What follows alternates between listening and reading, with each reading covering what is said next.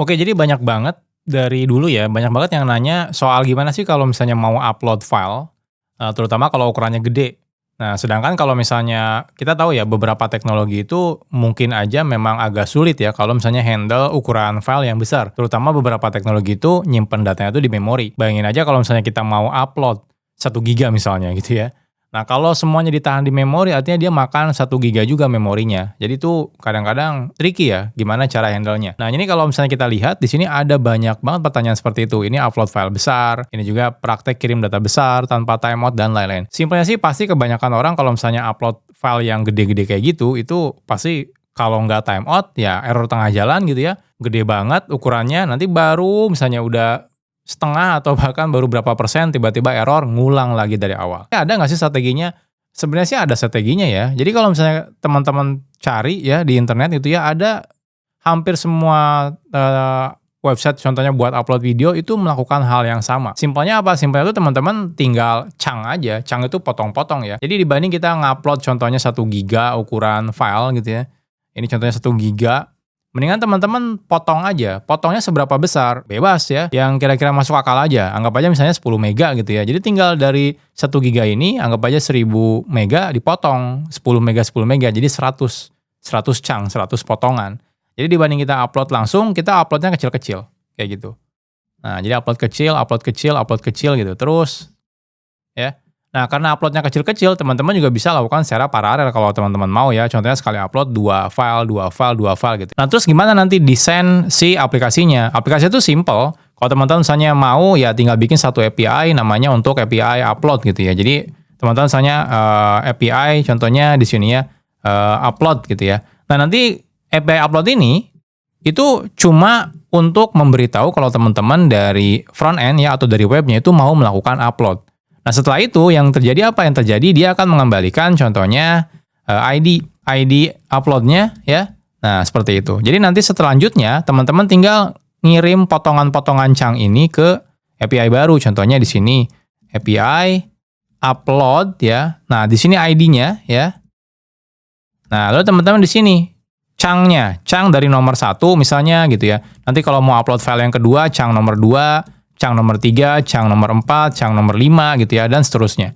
Nah, gimana kalau teman-teman pengen tahu udah sampai mana sih progresnya? Ya teman-teman mungkin bisa aja gitu ya, teman-teman tinggal pakai get gitu ya. Ya teman-teman tinggal pakai get ke sini misalnya ya. Nah, ini get ke sini. Nah, nanti ini dapetin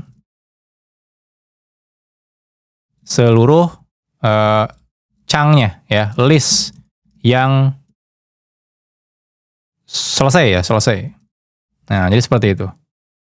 Nah, jadi simpel kan? Nah, jadi teman-teman udah tahu nih, oh totalnya ketika teman-teman di front end-nya atau di webnya, teman-teman mau upload 100 chunk gitu ya. Teman-teman tinggal upload satu-satu gitu ya. Teman-teman tinggal cek aja. Oh, ketika di get ternyata udah ada 40 chunks gitu. Artinya kan masih 60 chunks lagi. Jadi teman-teman bisa upload. Nah, terus gimana kalau udah selesai? Kalau udah selesai, sesimpel teman-teman nanti tinggal misalnya post ke API, upload gitu ya. Ini ID-nya berapa, lalu ya komplit misalnya seperti ini. Nah, setelah itu di belakang layar itu tinggal digabungin aja chunk-chunk filenya itu. Nah, jadi dengan seperti itu teman-teman nggak usah pusing lagi. Jadi kalau misalnya ada batasan pun ya di servernya, contohnya batasannya cuma kan beberapa server kan ada batasannya ya. Contohnya mungkin kalau nggak salah default Nginx itu misal 1 mega gitu ya. Jadi kalau teman-teman oke batasnya 1 mega ya teman-teman potong per 500 atau setengah mega lah, 500 kilobyte gitu ya. Jadi setengah mega. Jadi teman-teman tinggal potong, nanti lakukan seperti itu. Nah, pertanyaannya gimana cara ngecang di front end-nya, di webnya gitu ya. Teman-teman tinggal cari deh ya. Namanya itu JavaScript ya. Blob slice. Nah, seperti ini. Jadi kita cari ya JavaScript blob slice. Nah, seperti ini. Nah, jadi ini untuk slice ya. Jadi untuk motong-motong ya. Nah, jadi untuk motong-motong.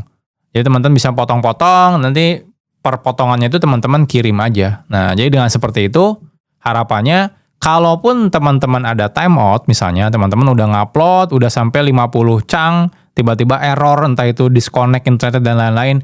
Nah, teman-teman kan nanti ketika ketika misalnya upload ulang, teman-teman bisa nge-get dulu ke sini. Teman-teman bisa get lagi, oh ternyata sebelumnya itu saya sudah ngupload 50 chunk. Nah, setelah itu teman-teman tinggal ulangi lagi chunks yang belum di-upload. Jadi teman-teman tidak perlu ngulang lagi dari awal. Nah, jadi enak kan kalau teman-teman kayak gini, itu nggak perlu pusing mau upload berapa puluh giga pun nggak ada masalah. Karena kita progresnya tuh per chunk-nya itu. Yang penting chunk-nya itu jangan terlalu besar gitu ya jangan terlalu kecil juga. Rata-rata sih orang bikin chunks-nya itu antara 5 sampai 10 mega. Jadi kalaupun tiba-tiba kena error, ya ngulangnya cuma 5 atau 10 mega. Jadi nggak harus ngulang sampai bergiga-giga datanya.